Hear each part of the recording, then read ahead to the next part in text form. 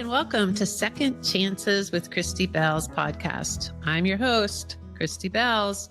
Enjoy our array of talented, open-hearted guests and their thoughtfully curated stories of second chances, life-changing choices, and new perspectives. We are here to empower you on second chances in your life.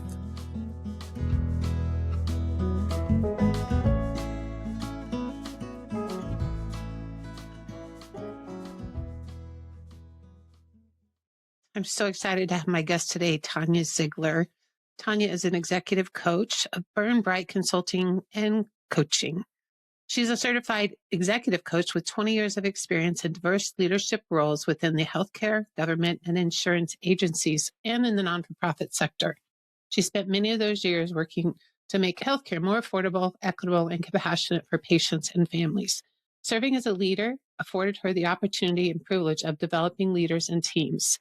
Her greatest accomplishment is that she helped her employees and colleagues find joy, balance, and new possibilities for their careers and in their lives. Named Denver Business Journal 40 Under 40 Outstanding Leader, she's a graduate of the Leadership Coaching Program at the Georgetown Institute for Transformational Leadership, a coactive certified coach and certified in the Leadership Circle Profile, and an EQI 2.0 Emotional Intelligence 360 instrument. She has a particular passion for catalyzing brilliance within every leader through deep listening, cultural curiosity, and awareness, and exploring values, identity, purpose, and deeply held desires for personal growth. Her passion for leadership is matched by her commitment to strengthening her community. As the chair of the board of the trustees for the Women's Foundation of Colorado, she worked with leaders around the state to advance economic equity for Colorado women and families. She's also co-chair of the Campus Improvement Campaign for Bluff Lake Nature Center. When she's not coaching, she passes time Googling recipes on the New York Times cooking app, playing tennis, running, nurturing close friendships, and when there isn't a global pandemic, traveling as much as possible. She lives in Denver with her husband and 2 sons. Welcome, Tania Zeigler. I'm just going to say welcome, Tania Zeigler, to the podcast. I'm so delighted to have you today. Thank you. I'm excited to be here. I mean, we go back more than 20 years. More than 20 years, yeah. Special BC. To me to have this conversation. I call that BC, before Charlie and before children, because it's been that long. Yeah. So I start everything I do with something I call permission to pause. So if you would just, and the audience participates, we just take a minute to just close our eyes if we're comfortable, if you can, or just take a deep breath. And you're just going to find that center point in you. Bringing ourselves into this moment, this time. Always look for that still, small space inside of me, that silence.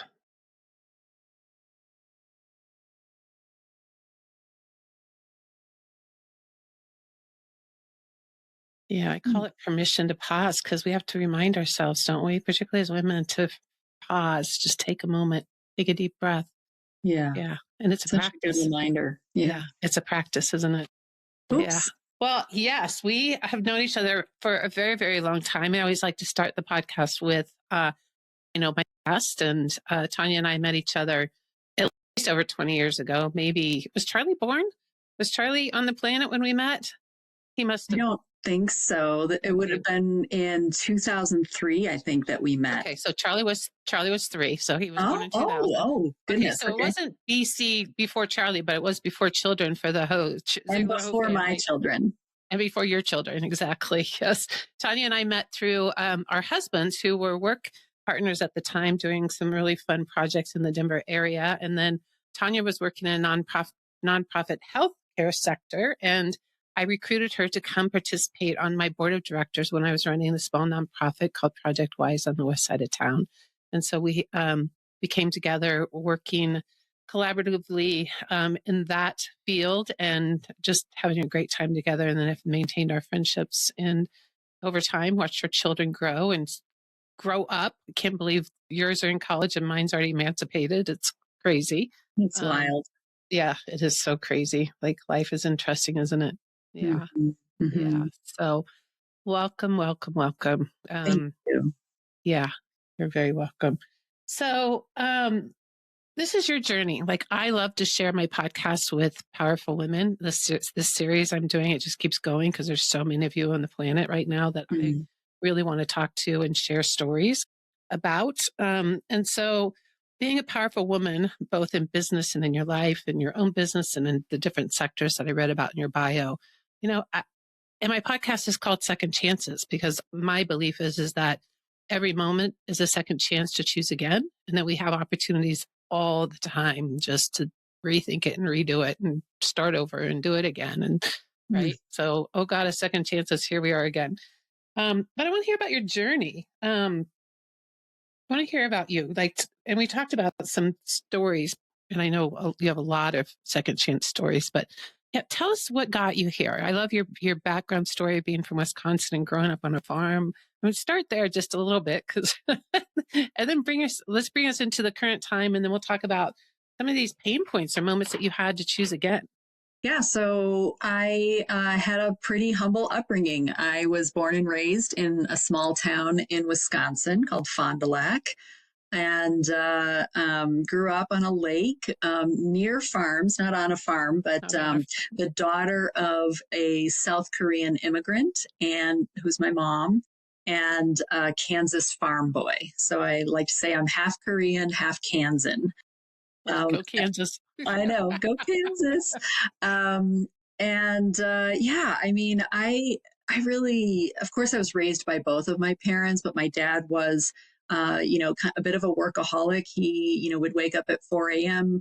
and, he ran a business, and my mom kind of took care of the home, right, and the girls, and she herself was a nurse, but once she had me, I'm the second of three girls, she decided to stay home and basically raise three fierce women who could, take flight once we were ready. And, I just admire just the bravery and courage that she had and how she raised us and found opportunities for us with academics, but also with music. I'm a violinist. I started playing at age 4 and eventually studied violin performance at the University of Wisconsin-Madison.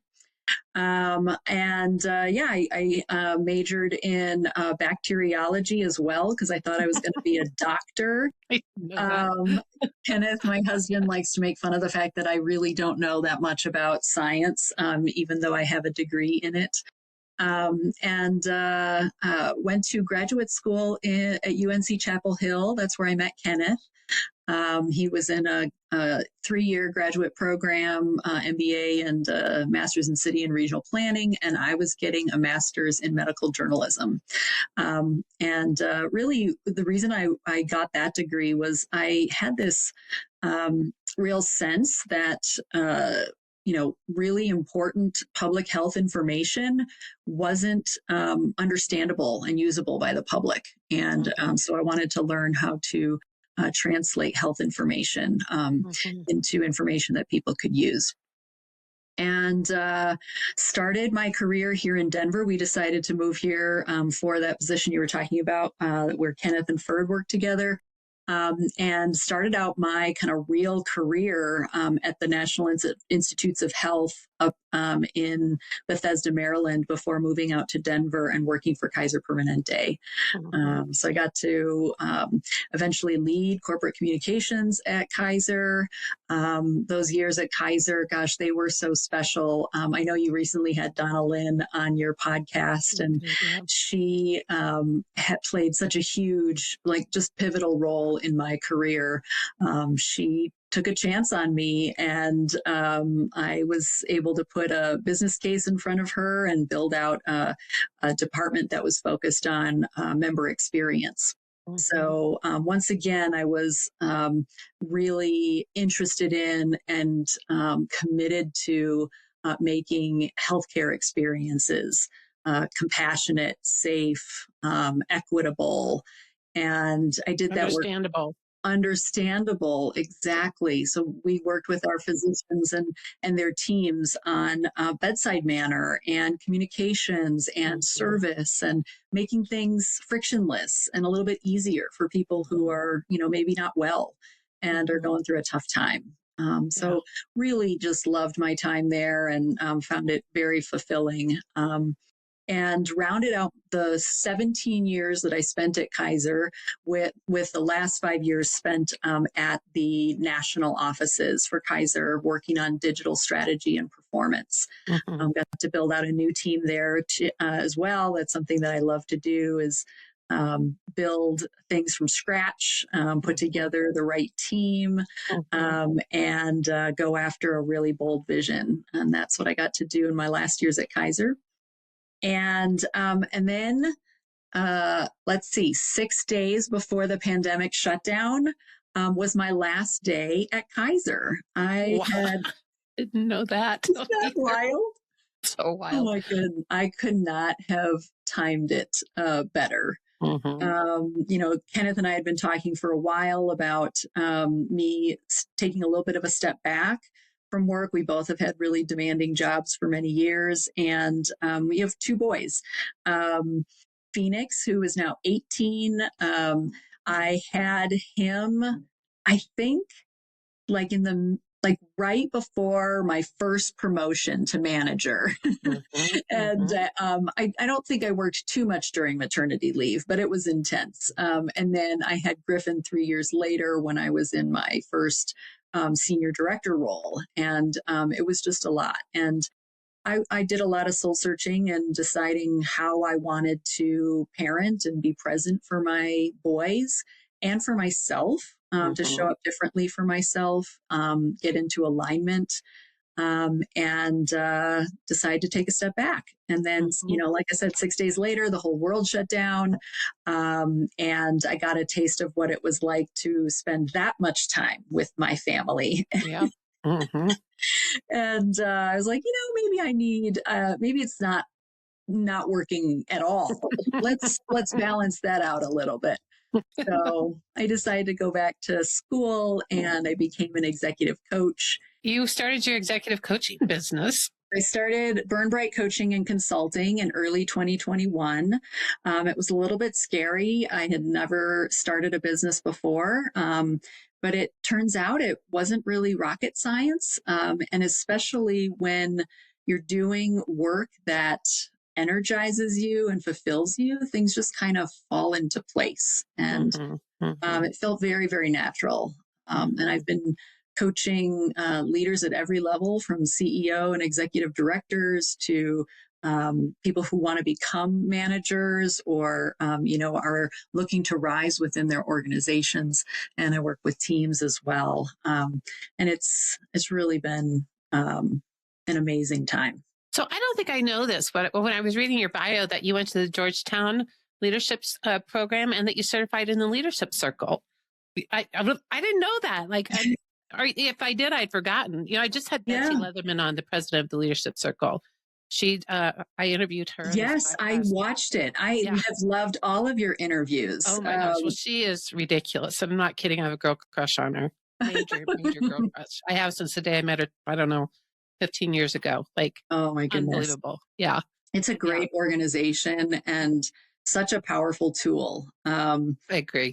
If an employer will pay for it, I encourage every client to take the Leadership Circle Profile 360.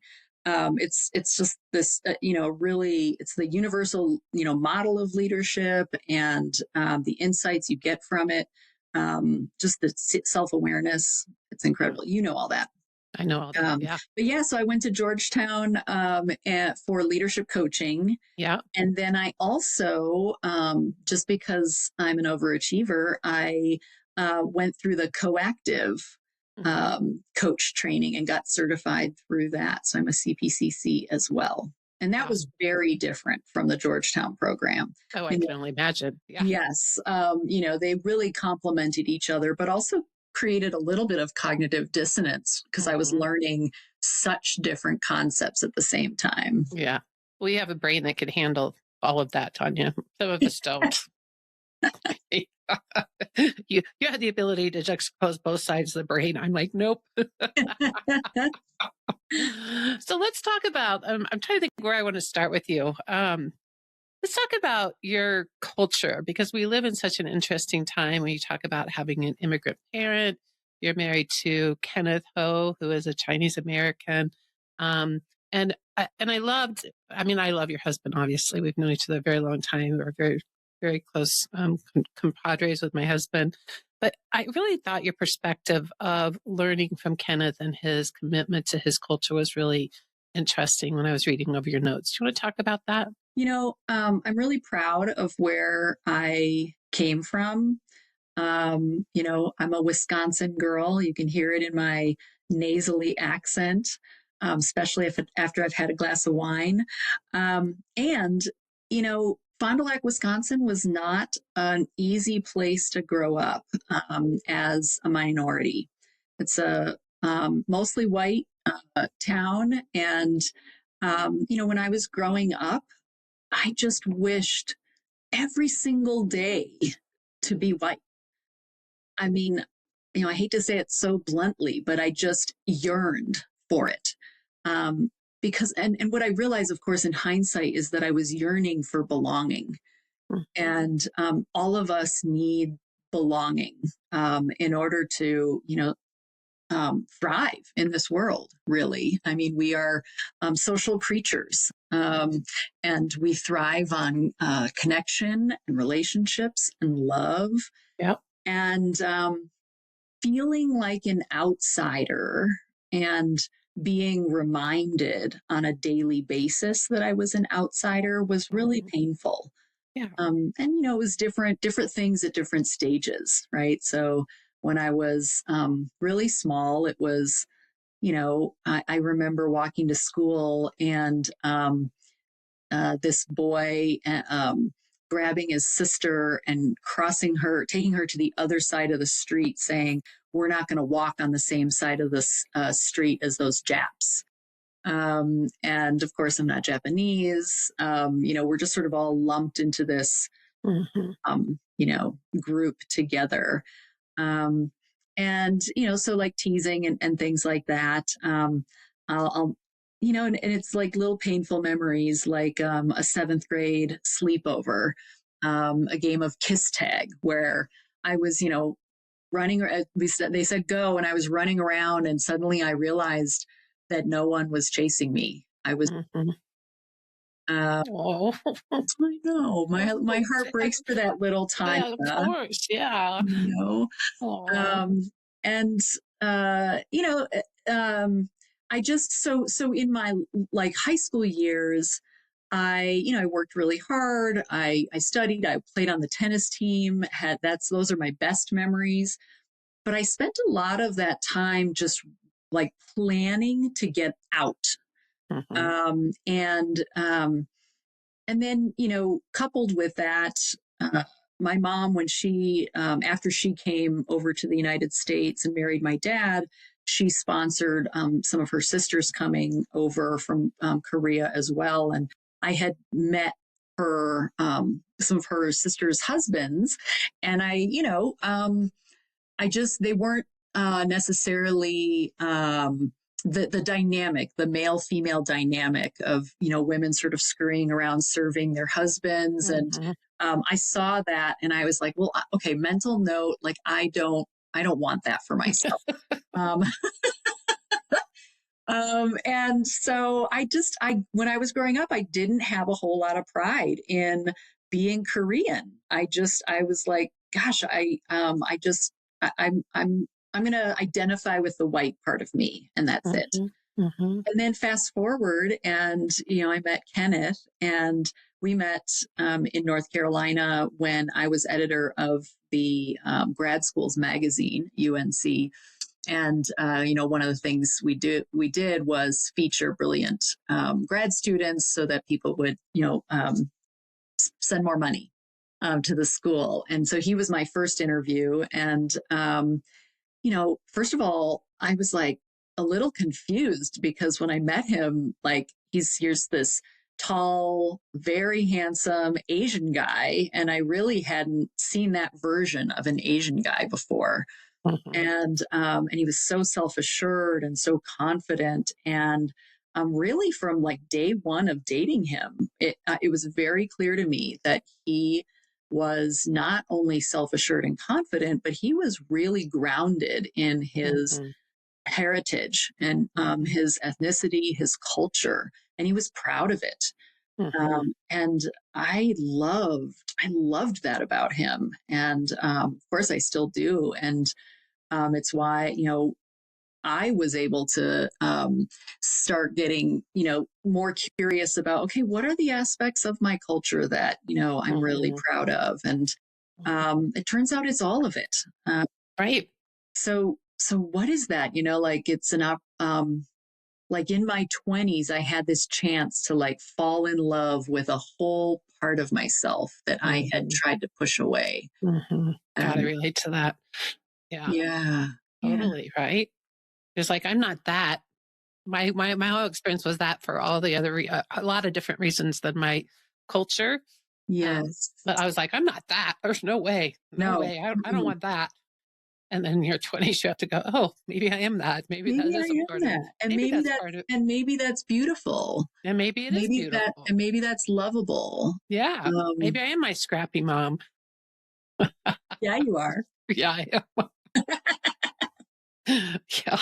I love that story, Tanya. I know that's going to touch hearts in this day and age too. Just, like just embracing who you are. And there's just, I don't, don't get me started on the world right now, but I think we need to hear stories like that. And your Mm, husband is just so, his decorum and his beauty, and not just his physical aesthetics, but the way he carries himself is quite extraordinary. Yeah. yeah, Yeah. yeah. I And you agree. created two extraordinary children out of that. Amazing, right? Yeah, we're so lucky. We really are. You had a challenge though giving birth though. That was another second chance moment that you reflected Mm. on. Like that was scary. Tell us what happened. So one of the most kind of formative experiences that I've had in my life was the day that I gave birth to Griffin. So Phoenix is our older son. And like I said, he's 18. Griffin's 3 years behind. So this was back in July of 2010. And, I had a really great pregnancy with him. The first time around with Phoenix, I was a little bit, anxious and clueless and all the things you are with your first pregnancy. And I probably also didn't take care of my body as well as I could have. But with my second one, I was confident. I, worked out all the time. I ate really healthy.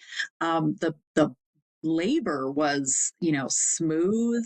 It wasn't pain free, but it was smooth. It was only Mhm. 7 hours total. He just kind of slipped right out, and um, you know, we were just so thrilled. Like I remember we had two names picked out for him, Griffin and Oliver, and we couldn't decide. And we finally were like, you know what? When he meets us, we will know. You will know. And he came out with this full head of black hair that was standing on end. And we are like, that's a griffin. Mhm, mhm, For mhm, those of you who don't, know your mythical creatures, a griffin is a part eagle bird, right? And part body of a lion. mhm, So just a fierce, fierce creature, and he has absolutely embodied that. mhm, After just very shortly after I gave birth, and there was kind of a celebratory mood in the room, things went sideways. Like I said, I don't feel good.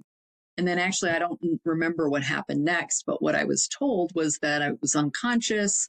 I began bleeding, profusely. I had a postpartum hemorrhage, and Kenneth said all the machines started going wild. They, people started running around. A whole bunch of people came into the room. And very quickly they, sort of gathered me up and took me into the emergency OR, and one of the nurses handed Griffin to Kenneth, and then they left, and he was left in this silent room mhm, with a pool of blood on the floor, holding Griffin, and just like a little dazed and confused, and he just looked at Griffin and he said, "We're gonna be okay, buddy." mhm. And man, first of all, I think about how grateful I am for the exceptional care Yeah. that I received and modern medicine. I mean, if I had a home birth or if Right. I was in a developing country, I would not be here today. That's right. So I have a lot of gratitude. And it's the moment when I learned that Kenneth and Griffin truly would have been okay, Mm, um, mm. because of what an amazing, devoted father Kenneth is. Well, and thank God that that wasn't the reality, right? And Yes, thank thank God you did God. have I all of mean, those. Yeah. so many reasons. Yeah. But it truly was a second chance for me. And it's also the moment when I learned that joy and fear are like flip sides of a They are coin. so close. They live so close together. Yeah. I coach a lot of leaders who have had difficult experiences in throughout their career, or they've had a bit of trauma in their work, and the natural reaction is to kind of shut down, lock up, Yeah. armor up, and protect yourself. But the real um, courage is in choosing to stay open, That's right. even Brene when Brown. you're afraid. Yeah, Brene Brown says it's called foreboding joy, right? We Mm, forebode joy because it's so close, right? But the reality is the continuum. You can't experience one without experiencing the other, right? It's yeah. a continuum of this. And so, right, you have to be able, in order to feel that much joy and elation and all of that, you also have to also be able to experience the other side of that, right? Because Mhm. it is the perspective, it's the consciousness, it's the expansion of who we are as human beings on the planet. And Mhm. yeah, yeah, man. Well, I'm so thankful that you had a powerful group of doctors and friends and family around you that supported Yeah. you through that because the world would Yes. not be the same Shout without out. you. Oh, thank you. Shout out to Dr. Kim Warner, who Yeah, saved my life. yeah. Shout And out Kim Warner. an amazing queen of obstetrics and gynecology. Yeah, yeah, yeah. I just was on a call with a woman who is in Tucson, Arizona, also a gynecologist, oncologist, and man, I mean, she was talking about saving two lives in one night. Same thing, like it can just happen so fast, right? Like Yeah. just so quickly. And talking about, I did my master's, one of my master's papers on African American women in healthcare, and there is such a horrible experience in the healthcare system for women of color in childbirth, right? They Mhm. just don't get Yeah. the same level of care. And but people don't want to admit that it's true, but it's true, right? Women die every day in childbirth, and you could have Yeah. easily, had you not had all of those resources available to you. So Mhm. thank God. Right. Yeah. Yeah. Literally. So you were just talking about leadership. Thanks for sharing that story. That's really vulnerable. And I really appreciate you bringing Thank your you. heart Yeah. into Thank that. you for giving me the platform to share it. Yeah. Yeah. So you were just talking about leaders though, and how leaders experience like this whole leadership is a what would you call it? I would make up something probably with a cuss word in it, but like how would you describe leadership? Like Oh being my a leader? gosh. Like Leadership is climbing a mountain and then climbing back down and climbing another mountain. It's not one peak. It's this. yeah, I'm enough. It, Yeah, I know that. Yeah. Yep. and man, those highs are amazing. Yeah. When you get to walk alongside your team members and see them unlock something new, unlock their potential, or work together to create something beautiful or that makes the world better. I mean, there really is nothing better. I No. mean, Yeah.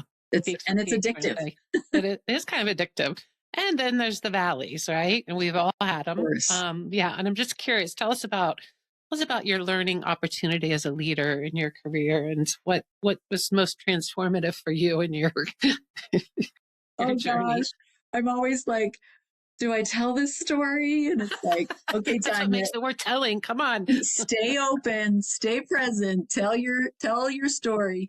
Um, yeah, gosh. So back when I first became a manager, I was leading corporate communications for Kaiser Permanente, and I got promoted during maternity leave and came back into a totally different role from before. I was a supervisor. I had a small team, maybe 3 people, before I left for maternity leave, and then I had this team of about 12 people, and they all professionals, brilliant communicators, and I was their manager. And because I had been so great at being, the member communications coordinator, I was like, well, we're going to rock it. We're going to be an amazing team. As long as everyone does everything how I want it, how I would do it, we will be the A team. This was my philosophy.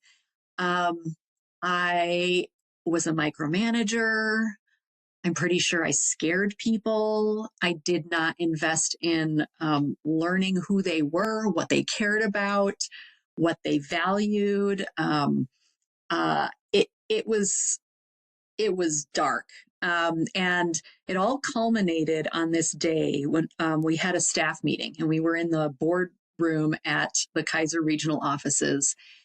And I had an agenda. It was packed, very driver Tanya. And I was running through the agenda, and this woman next to me like starts crying.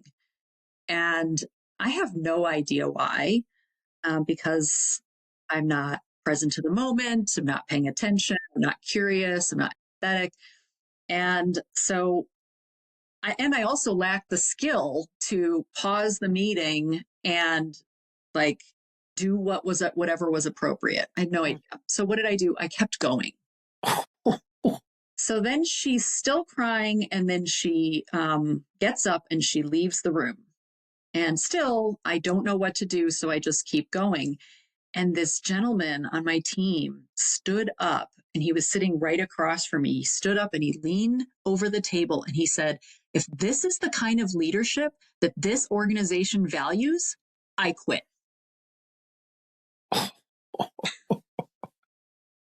Wow. Yeah. And I still really had no idea what to do. So I said, this meeting is adjourned. And he kind of started to come at me again. And I said, no, really, the meeting needs to be adjourned.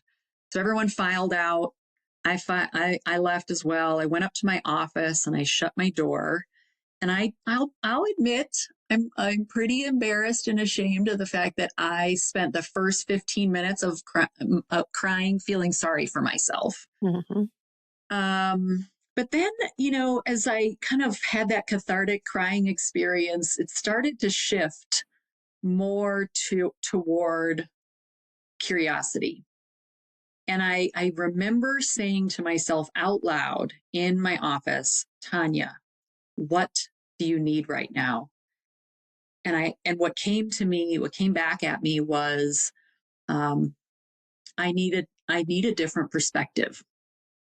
So I literally sat down on the floor to physically change my perspective. Mm-hmm. And I began to meditate and just listen to whatever was going to come my way.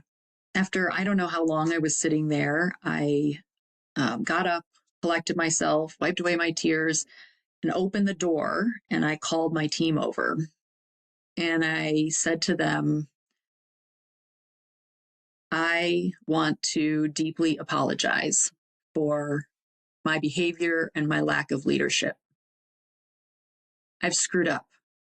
I haven't the faintest clue how to lead you. But if you will stay here with me today and one at a time come and tell me what your experience has been working for me and what you need to be successful, I will listen. Ooh, I have chills. Ooh, And I was scared. I was terrified. I was terrified bet. they were just all going to leave. Right? Right? I was terrible. Or what were they going to say to you when they came in there? Like that too. Yes, and terrified of what they were going to say. And you know what, man, that day gave me so much faith in humanity. Every Mm-hmm. one of them stayed. They came in one at a time. I didn't leave until 7 that night. And they told me that I made them feel small. Mm-hmm. They told me that they didn't feel seen or valued. They told me that they had great ideas and they wanted a chance to let them see the light of day. Mm-hmm. They told me they do work better than I do. Like they know how to do their job better than I do, which was Yeah. absolutely fact. And let them just do that, right? And so I just listened with humility, and it wasn't an overnight change, but I tell Mm-hmm. the next day I got a mentor. I went to HR and I said, how can I get myself a coach? And that was the beginning of my like passion for leadership development. Mm-hmm. And this is the thing about being a coach is you will not be a good coach if you haven't done that work yourself. That's right. That's right. If you Yeah, you can't haven't do it. dug deep, dealt with those, demons, right? And continue to That's develop right. yourself. That's And right. that's when it all began for me. What a story. Wow. Wow. Wow. Wow. That was amazing. No one And the quit. No courage. one quit. No one quit. No one quit, right? But, I think, at least from hearing the story, is that your sense of taking responsibility the way you did that was so incredible, right? Because I think, well, I know, this coaching too, like we all mess up. We all do stupid stuff. We all get all stuck in that reactive in the leadership circle, all down there in the roots of my work, right? That's leadership circle language in the roots, right? Yeah. It's all reactive. It's all our natural tendencies, right? But Yes. we uncover it, right? We uncover it, we start to recognize it, and then we grow and develop into, who we're meant to be, really. But it's through doing the hard work. And people know when you're trying to BS them, right? They do. Being a good coach or consultant, you cannot BS people through it, at Mm. least not for long, Yeah. right? So true. People know your heart, they know your truth, capital T. Yeah. Yeah. Yeah. Wow, wow, wow. Okay, we're going to take a quick break. We're going to just pop off and be right back with Tania Zeigler. Welcome back to Second Chances with Christy Belz and the amazing Tania Zeigler. Wow, I am so touched by your stories and your authenticity and your vulnerability. I know the audience will be too. Tanya, thank you so much. Mm. Thank you. We're going to shift gears just a little bit here. I like to bring a little levity to the conversation here at the end. And so I have these snapshot questions I like to ask people here towards the end. So first thing that comes to your mind, what's one word that describes where you are in your life right now? Yes. Ooh, that's powerful. Yes, I love it. If you had to give yourself a pep talk in 5 words or less, what would it be? You got this, girl. You got this, girl. Yeah. What is one small daily ritual that helps you feel grounded? Between coaching sessions, I find it really important to reset and give myself permission to care for myself. Mhm. So I always have a 15-minute buffer between those sessions. And what I like to do is, kind of take a full seat in my chair, make sure I'm kind of finding my spine, and then I just make sure that both my feet are on the ground. It's just like be where you are, Mhm. and it helps me be present for myself, and then be present and open for my clients. I love that. So important, isn't it, when you're working with people and their energy and, it sounds like grounding to me, like you're grounding yourself in that moment. I Yeah. do that through permission to pause, through breath, right? Through Mhm. just stillness, right? There's so many paths to do this, but I love that one. It's beautiful. Who's taught you the most about second chances in your life? When I think about second chances, I don't necessarily think of them as dramatic resets. Like Yeah. today I shared, a couple of dramatic stories, right? But for me, they're kind of like quiet moments of awareness, Mhm, checking in with yourself, especially if you start to notice, that maybe something is a little bit off. mhm, And so the second chance is about kind of giving yourself the space to ask, am I in alignment right mhm, now? And if mhm, not, how can I choose? What can I choose? What path can I choose mhm, to bring myself back into alignment? mhm. So I would love for everyone listening to hear and to recognize that we have second chances all day long, Every moment, every every day. day. Yeah. And and I wouldn't be a leadership coach if I didn't believe in those Mhm, second chances. mhm. um, and I have really great role models for it, like my mom as an immigrant who struggled and faced discrimination and racism and some not so fun things, but just man, that woman just keeps getting up and fighting. Like, she was just fierce. And I think she taught me that, we're really, really strong and resilient people. So, Yes, we are. Yeah, yeah. I love that.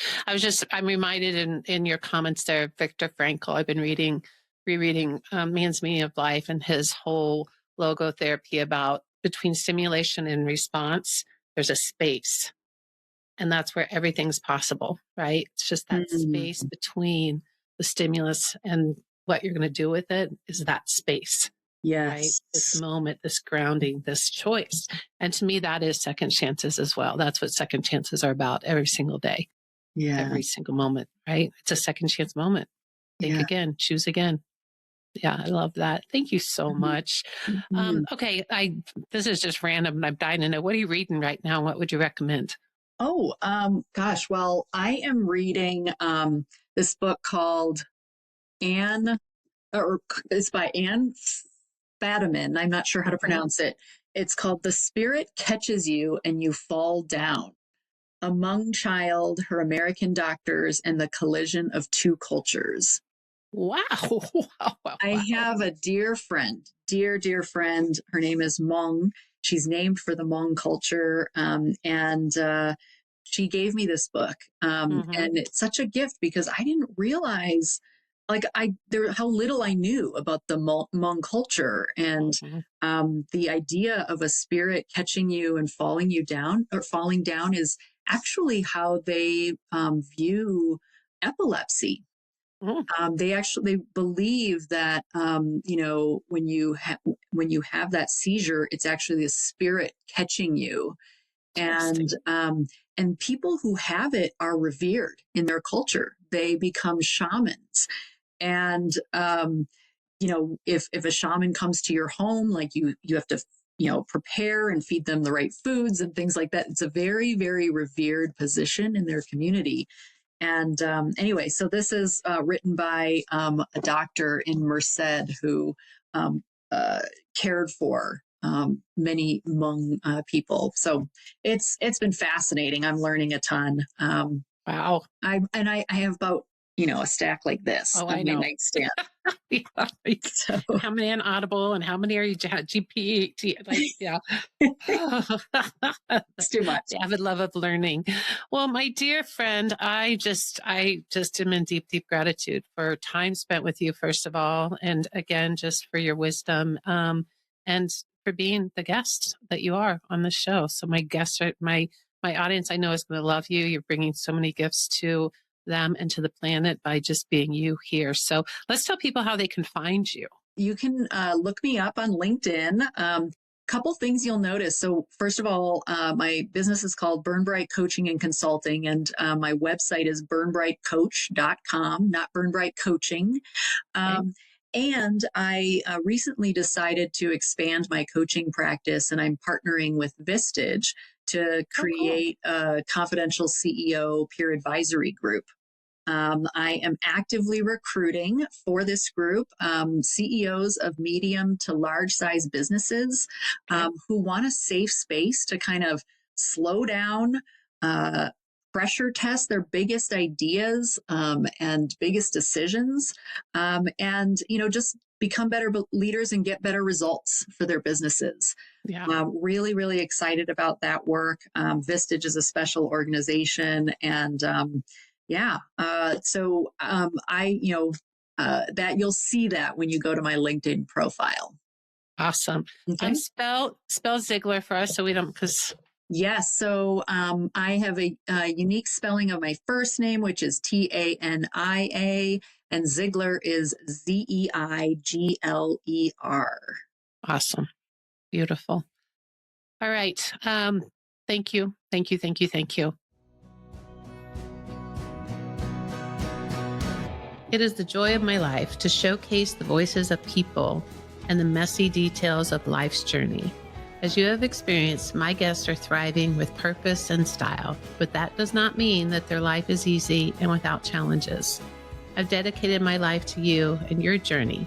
Thank you for listening to Second Chances with Christy Belz. Please subscribe and learn more at christybelz.com/second chances.